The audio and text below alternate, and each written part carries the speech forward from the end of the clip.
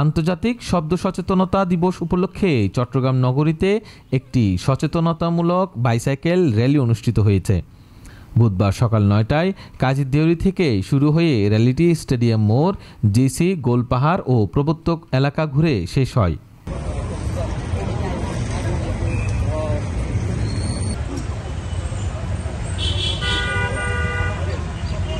র্যালিতে প্রধান অতিথি হিসেবে উপস্থিত ছিলেন চট্টগ্রাম সিটি কর্পোরেশনের মাননীয় mayor doctor Shahadat Hossain.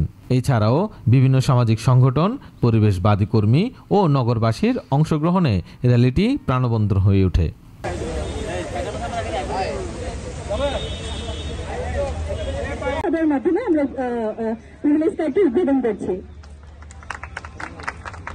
Rally শেষে এক সংক্ষিপ্ত বক্তব্যে মেয়র বলেন, শব্দ দূষণ একটি মারাত্মক স্বাস্থ্য ঝুঁকি।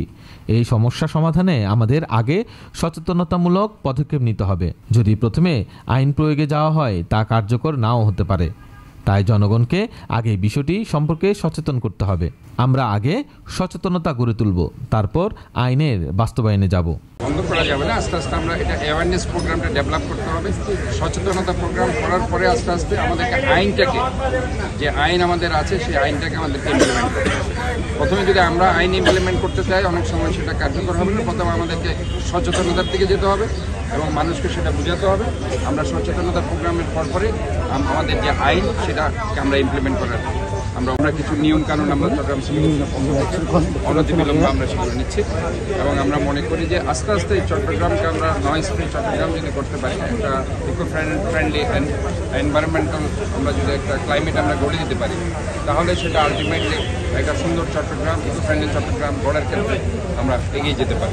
আয়োজকরা জানান, শব্দ দূষণের ক্ষতিকর দিক তা প্রতিরোধে নাগরিক করণীয় এবং সরকারের দায়িত্ব সম্পর্কে জনসাধারণকে অবহিত করাই এই দিবসের মূল উদ্দেশ্য। প্রতি বছর এই দিবসটি উদযাপনের মাধ্যমে সাধারণ মানুষকে সচেতন করে তোলার পাশাপাশি পরিবেশ বান্ধব শহর গঠনে উৎসাহিত করা হয়।